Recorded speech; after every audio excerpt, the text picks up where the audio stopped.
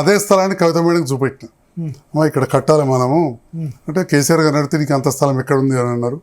Sir దగ్గర మాట్లాడలేకపోయాను. మళ్ళా కవితమ్మకు చెప్పడం, తర్వాత సార్ మంజూరు ఇచ్చింది. నేను గెలవకముందే కాంట్రాక్టర్ వచ్చి పని మొదలు పెట్టాడు, మధ్యలో వదిలేసి వెళ్ళిపోయాడు. ఒక స్థానికంగా శాసనసభ్యులు ఉన్నదానికి తేడాదానికి చెప్తా ఉన్నా. ఆల్మోస్ట్ 1.5 years తర్వాత నేను గెలిచిన తర్వాత ఒక 11 నెలలకు మళ్ళీ వేరే కాంట్రాక్టర్ని తీసుకొచ్చి స్టార్ట్ చేయడం. ఆ నియరింగ్ కంప్లీషన్లో గవర్నమెంట్ మారిపోయింది. ముఖ్యమంత్రి గారి దగ్గరికి December 19th నాడే ఫస్ట్ టైం అసెంబ్లీలో వెళ్ళి నేను కలిసి ఇవ్వడం.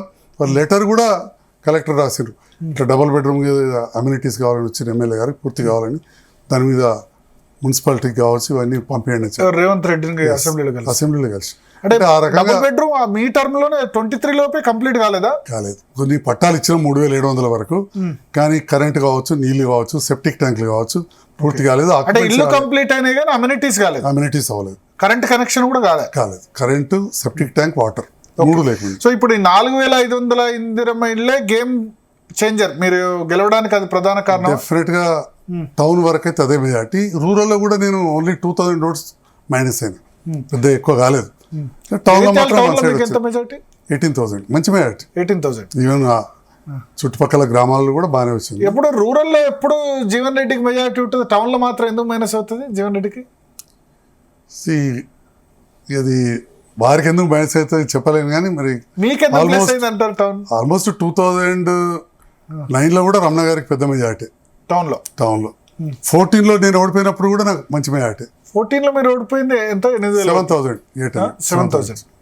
అది రాయకల్ బీర్పూర్ మండలంతో ఓడిపోయింది. జగిత్యాల మండలం, జగిత్యాల టౌన్ కలిస్తే నాకే మెజార్టీ వచ్చింది. అప్పుడు కూడా ఎంత మెజార్టీ ఉండే? అప్పుడు 7,000 మెజార్టీ వచ్చింది. ఓన్లీ 7,000 ఓడిపోయి. ఇక్కడ 5,000 మెజార్టీ వచ్చింది. జగిత్యాల టౌన్ లో మీకే 5,000 మెజార్టీ. రాయకల్ బీర్పూర్ వారికి 12,000 మెజార్టీ వచ్చింది. సో ఓవరాల్ గా 7,000 తోటి ఓడిపోయింది. సో యాక్చువల్లీ 2014లోనే ఎమ్మెల్యే అయ్యేవాళ్ళు, దగ్గరలో ఓడిపోయినారు. అంటే అప్పుడు టీఆర్ఎస్ పార్టీ తోటి నాకు పెద్ద అనుబంధం లేదు. ఆ క్యాడర్ తోటి కూడా ఒక డాక్టర్ వాళ్ళతోటి, ఒక లీడర్లతో మామూలుగా ఉండే టచెస్. పొలిటికల్ ఫ్యామిలీ కాబట్టి కొంత ఎక్కువ. ఎందుకు అసలు పాలిటిక్స్ లోకి పొలిటికల్ ఫ్యామిలీ? చొక్కారావు గారు ఏమవుతారు మీకు? బంధువే, దగ్గర బంధువు, తాతయ్య అవుతారు. ఓకే. సో మరి పాలిటిక్స్ లోకి ఎందుకు వచ్చారు అప్పుడు?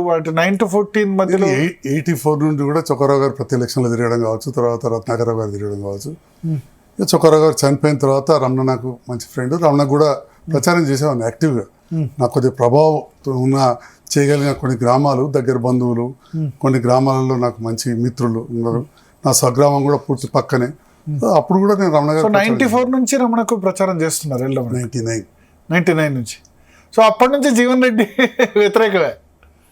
వారికి వ్యతిరేకమని కాకుండా రమణ గారికి అనుకూలంగా ప్రచారం చేసి, is good friend of mind, ప్రచారం చేశారు.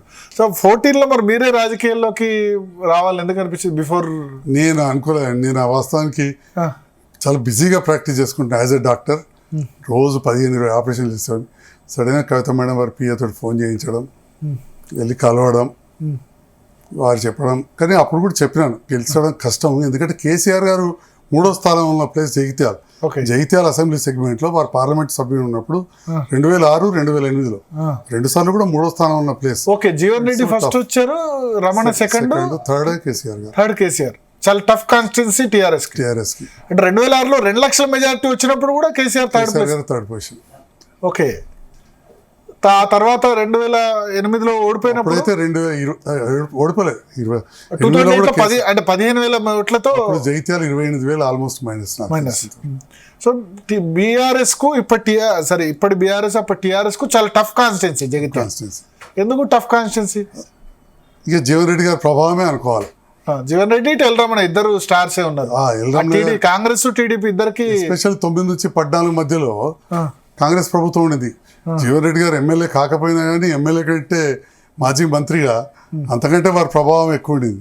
సో ఎవరు కూడా ధైర్యం చేయలే. అసలు 14లో కౌన్సిలర్ పోటీ చేయడానికి ముందుకు రాలేదు. గ్రామాలలో ఎంపీటీసీ అభ్యర్థులే దొరకలేదు. ఆ టైంలో నన్ను పిలవడం జరిగింది. అంటే అప్పటి వరకు మీరు రాజకీయాల్లో లేరు? ఉన్నాను, కానీ సభ్యత్వం కానీ అలాంటివి లేవు. సోషల్ సర్వీస్లో ఉన్నారు. సోషల్ వర్క్లో ఎలక్షన్స్ టైంలో పనిచేసేవాడు. మా ఫాదర్ కూడా సీనియర్ అడ్వకేట్, తను కూడా చొక్కరావు గారికి కానీ ఇట్లా ఎలక్షన్స్ అప్పుడు యాక్టివ్గా పనిచేసేవాళ్ళు. అంటే నాకు తెలుసు సంజయ్ కుమార్ అంటే అప్పుడు కంటి డాక్టర్, కంటి డాక్టర్ అయింది, దాదాపు 70,000-80,000 సర్జరీ చేసి ఉంటారా కళ్ళు? ఈజీగా చేసి ఉంటుంది. ఎందుకంటే లేదు ఎంత ఇచ్చినా తీసుకున్నామని ఆ ప్రాంతంలో #1 డాక్టర్ నేనే. ఆ ప్రాంతంలో ఇప్పటికీ చేస్తున్నా. నెలకు 200 ఎందుకంటే నేను జగిత్యాలనే చదువుకున్నా కాబట్టి మా చిన్నప్పటి నుంచి కంటి డాక్టర్ అంటే, కంటి సర్జన్ అంటే సంజయ్ కుమార్. నాకు కూడా చెప్పారు మీరు వాణి కాలేజీలో సరస్వతి శిశు మందిలో చదువుకున్నా. అప్పటి నుంచి కూడా మీరే కంటి డాక్టర్ అంటే సంజయ్ కుమార్ దగ్గర పోతే సర్జరీ చేస్తారంటే ఎన్ని సర్జరీస్ చేసి ఉంటారు మొత్తం? దాదాపు ఆల్మోస్ట్ నియరింగ్ 1 lakh సర్జరీస్. 90,000 అయితే 100% చేసి. ఓకే. అందులో 15,000 మందికి ఫ్రీగా చేసి ఉంటాం. ఓకే.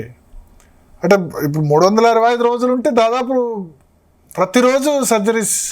గతంలో సండే కూడా సండే ఫర్ సర్వీస్ అన్నట్టు సండే ఏదో క్యాంప్ చేయడం, ఆపరేషన్ చేయడం కామన్ చేసేవాళ్ళు. కొన్నిసార్లు అయితే అప్పుడు ఫ్రీ ఐ క్యాంప్స్ ఎక్కువ ఉండేవి. వన్ సింగిల్ డే అంటే రేకుర్తి లయన్స్ క్లబ్ ఇవన్నీ ఉండే కదా, వాళ్ళది ఉన్నది ఇప్పటికి కూడా ఉంది. They are doing good job. జగిత్యాల్లో రోటరీ క్లబ్ ద్వారా ఒకసారి సింగిల్ డే 154 సర్జరీ చేయించినాం. అంటే అవి called my friends seniors. Okay. ఒకటే రోజు. మీరెన్ని యావరేజ్గా మీరు ఎన్ని డే సర్జరీ చేస్తారు? యావరేజ్ 10 నుండి 20 వరకు చేస్తూ ఉంటాం. 10 నుంచి 20. ప్యాషనా మీకు? డెఫినెట్గా అది ఉంటేనే కదా చేయగలిగేది. ఇప్పుడు ఎమ్మెల్యే అయిన తర్వాత కూడా కంటిన్యూ చేశారు కదా? రేపు ఉన్నాయి ఆపరేషన్స్. రేపు ఉన్నాయి ఆపరేషన్స్. ఈరోజు హైదరాబాద్లో కాబట్టి క్యాన్సిల్ చేసిన, రేపు ఉన్నాయి. అండ్ నాకు 2 మంచి డాక్టర్ కొలీగ్స్ ఉన్నారు, wife and husband. They also look it. మా స్టాఫ్ కూడా 30 years నుంచి కంటిన్యూ అవుతున్న వాళ్ళు ఉన్నారు. ఓకే. చాలా మంది రాజకీయాల్లోకి వచ్చిన తర్వాత మానేస్తారు కదా, వైద్య వృత్తి కానీ లేకపోతే హాస్పిటల్ కానీ, అది కానీ మీరు దాన్ని ఆపలేదు. దాంట్లో one advantage in my profession is I'm an ophthalmologist. Okay. ఆఫ్థల్మాలజీలో ఒక 10% ఎమర్జెన్సీస్ ఉంటాయి. Okay. 90% you can plan, schedule చేయొచ్చు. సో మన కొలీగ్స్ ఉన్నారు కాబట్టి వాళ్ళు కొన్ని చూసేస్తారు, మిగతాయి నా కోసం ప్లాన్ చేస్తారు, షెడ్యూల్ చేసి పెడతారు. సో ఎప్పుడు మీరు ఎండి ఆప్థమాలజీ అయ్యారు? 92. సో 8 + 26 34 సంవత్సరాల్లో దాదాపు 70-80 వేల లక్ష దగ్గరలో సర్జరీలు. 80,000 అయితే 100% క్రాస్. 80,000. 90,000 అయితే 1 lakh సర్జరీస్ కంప్లీట్ చేస్తారు. ఓకే. ఎమ్మెల్యే ఉన్న టైం దొరుకుతుందా సార్ ఈ సర్జరీ? కష్టమే. కానీ ఫార్చునేట్ లేదంటే మా వైఫ్ చొక్కర గారు సొంత మనమరాలే, ఆమెకు తెలుసు పాలిటిక్స్ ఏంటనేది. వాళ్ళ నాన్న కూడా వేములవాడ దేవస్థానం చైర్మన్గా, cess, sarpanch. So political family కాబట్టి షీ కోఆపరేట్స్. ఉన్నొక్క అమ్మాయి పెళ్ళి అయిపోయింది. సో అదే అప్లికేషన్స్ లేవు కదా, వేరే నాకు ప్రతిరోజు ఏదో ఫ్రెండ్స్ తోటి పార్టీలు అట్లాంటివి లేవు కాబట్టి సో డైలీ 16-17 hours వర్క్ చేస్తాం. దాంట్లో ఒక 3 hours హాస్పిటల్ పోవడం పెద్ద విషయం కాదు కదా. ఓకే. సో అంటే మీ నుంచి కోరుకుంటారా అక్కడ పేషెంట్స్ కూడా సంజయ్ కుమార్ సార్ సర్జరీ కోరుకుంటారు కాబట్టి ఆగుతున్నారు. లేకపోతే 3 days తర్వాత 4 days తర్వాత పేషెంట్లు ఎలా ఉంటారు. Even if you come tomorrow there will be surgeries. Okay. అంటే మీ చేతుల మీద సర్జరీ చేయించుకోవాలని వెయిట్ చేస్తాను. నమ్మకం. సెకండ్ జనరేషన్ స్టార్ట్ అయింది. తల్లిదండ్రులకు జయించిన వాళ్ళు ఇప్పుడు పిల్లవాళ్ళు ముసలిళ్ళు అయ్యారు, వాళ్ళు వస్తూ ఉన్నారు. ఓకే. సో 14లో అట్లా రాజకీయాల్లోకి వచ్చారు. కవిత గారి పిలుపుతో ఆమె పర్సనల్గా రిక్వెస్ట్ చేయడం వల్ల, ఎందుకంటే నిజామాబాద్ పార్లమెంట్ సెగ్మెంట్ కావడం వల్ల వచ్చారు. ఫస్ట్ అయితే ఓడిపోయినారు. నాకు తెలిసి అప్పుడు కరీంనగర్లో 13లో 12 గెలిచింది ఒక జీవన్ రెడ్డి తప్ప, అన్ని బీఆర్ఎస్ఏ. ఓడిపోయింది మీ సీటే. సో ఆ టర్మ్ ఎట్లా ఉండింది, ఆ 5 years term? To be frank ఓడిపోయిన తర్వాత ఏమనిపించింది? ఓడిపోయిన తర్వాత మళ్ళీ చేయమన్నప్పుడే ఇది టఫ్ సీట్, కష్టం అని చెప్పాను. సో మెంటల్లీ కొంత ప్రిపేర్ అయి ఉంటే యాక్చువల్లీ అసలు గెలవడం కష్టం అనే భావన ఉండడం వల్లనే ఓడిపోయినా. అసలు అందుకే రాజకీయాలకు వచ్చిన ఎవరు కూడా ఖచ్చితంగా గెలుస్తామనే కిల్లింగ్ ఇన్స్టింక్ట్ ఉండాలి.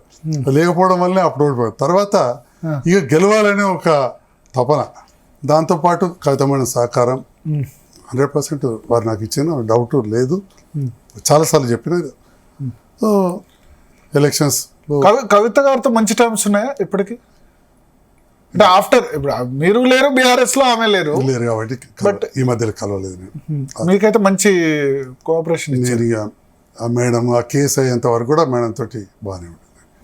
మధ్యలో మేడం ఎలక్షన్ ఓడిపోయినప్పుడు మాత్రం మీరు కూడా మీడియాలో చూస్తారు, అందరి మీద నారాజు అయినట్టు నా మీద కూడా నారాజు అయినట్టు తెలిసింది. నిజామాబాద్ పార్లమెంట్ అప్పుడు మాత్రం నేను కూడా బాధపడ్డా. నా మీద నేను వచ్చిందే వారి వల్ల, అనవసరంగా నా మీద నారాజు అయిందని చెప్పి కొంచెం బాధపడ్డా. తర్వాత జగిత్యాల మెజారిటీ రాలే కదా, 7,000 వచ్చింది. తక్కువ కొరుట్ల, బాల్కొండ, ఆర్మూర్ అవన్నీ 20-30 వేలు మైనస్ అయింది మేడం. జగిత్యాలలో ఓన్లీ 7,000 మైనస్ అయింది. అప్పుడు మీకు తెలుసు కదా, కాంగ్రెస్ ఇదే జీవన్ రెడ్డి గారు వీళ్ళందరూ బ్లాక్ బీజేపీకి సపోర్ట్ చేశారు. జీవన్ రెడ్డి అరవింద్ సపోర్ట్ చేశారు. సపోర్ట్ చేసిన ఆన్ రికార్డ్ చెప్పారు 2019లో సీనన్న కొడుకు అని చెప్పి చేసినా అని చెప్పి ఆన్ రికార్డ్ చెప్పారు. ఇప్పుడు అదే అనిపిస్తుంది, నికార్సైన కాంగ్రెస్ రాజకీయ నాయకుడు అంటారు మా జీవన్ రెడ్డి గారు, వారు నోటికి ఉంటే చెప్పింది ఆన్ రికార్డ్ ఉంది ఎవ్రీవేర్. మధుయాష్కి కూడా చేయలేదు అప్పుడు ఎలక్షన్లో, చేయలేదు. ఆల్మోస్ట్ ఈ లాస్ట్ డిపాజిట్ అంటే చెప్పేశారా క్యాడర్ కి మీరు ఇంకా అరవింద్ కోటేసేయండి అని చెప్పి చెప్పేసారు. చెప్పినామని చెప్పి మళ్ళీ మీడియా కూడా చెప్పారు జీవన్ రెడ్డి గారు సీనన్న కొడుకు అని అంటే అప్పుడు చెప్పి డీసీ రాస్ అందరికి ఫోన్ చేశారులేండి, నా కొడుకు నిలబెడుతున్నాడు సపోర్ట్ చేయండి అని. చేసిరా. ఆ విషయం కొద్ది ముందే మాకు తెలిసింది.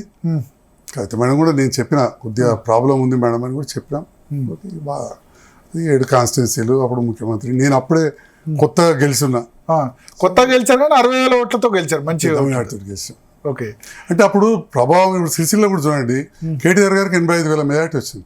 88,000 అక్కడ వినోద్ కుమార్ గారికి 4,000 5,000 పడిపోయింది. అంటే 80,000 ఓట్లు తేడా అయిపోయింది. ఓకే, రెండు బండి సంజయ్ అప్పుడు దీని అన్నిటికీ మూల కారణం నిజంగా చెప్పాలంటే అసెంబ్లీ ఎలక్షన్స్ తర్వాత ఎమ్మెల్సీ ఎలక్షన్ వచ్చింది. అది కరీంనగర్, నిజామాబాద్, ఆదిలాబాద్, మెదక్ గ్రాడ్యుయేట్ ఎన్నిక. జీవన్ రెడ్డి అప్పుడు 3 నెలల్లోనే మీ మీద 60,000తో ఓడిపోయి జీవన్ రెడ్డి గారు గ్రాడ్యుయేట్ లో బంపర్ మెజార్టీతో గెలిచారు, ఫస్ట్ ప్రియారిటీ ఓటుతో. ఇక్కడ నా మాట ఒక్కటి నాలుగు దయచేసి, వారు బంపర్ మెజార్టీ తోటి ఎవరి మీద గెలిచిండ్రు? అసలు వారి మీద టీఆర్ఎస్ అభ్యర్థిని పెట్టలేదు. మామిళ్ళ దశరథం గౌడ్, చంద్రశేఖర్ గౌడ్ బీఫామ్ చంద్రశేఖర్ గౌడ్ ఇవ్వలే. అంటే జగన్ బీఫామ్ ఇవ్వలే, ఎవరు ప్రచారానికి రాలే.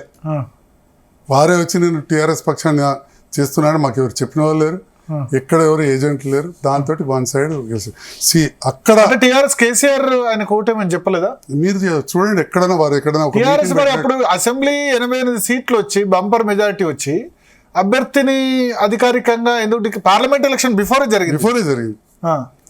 ఆ ఇంపాక్ట్ కవిత డెఫినెట్ గా కవిత మేడం అది పడింది. అంటే 2-3 అయినాయి అప్పుడు, మంత్రులను క్యాబినెట్ ఎక్స్పాన్షన్ లేకపోవడం, దాంతో పాటుగా మా ప్రాంతంలో జీవన్ రెడ్డి గారు గెలవడం కూడా చాలా నష్టం చేసింది. జీవన్ రెడ్డికి ఇండైరెక్ట్ గా మీరు టీఆర్ఎస్ సపోర్ట్ చేసింది అంటారా? సపోర్ట్ చేసింది అనగానే కేసీఆర్ గారికి మంచి సంబంధం లేదు చెప్తా ఉంటారు కదా. మొన్న కూడా చెప్తారు, మేము ఇద్దరం మంచి మిత్రులం, వారు అడిగితే నేను బ్రిడ్జ్ ఇచ్చిన. అసలు ఆ బ్రిడ్జ్ జీవన్ రెడ్డి గారు మరి రోడ్ల మంత్రి ఉండేది. 9 నుంచి 14 వరకు కాంగ్రెస్ ప్రభుత్వమే చేస్తుండే కదా. ఆ బ్రిడ్జ్ కూడా వాస్తవానికి కవిత మేడం నేను అడిగినాం.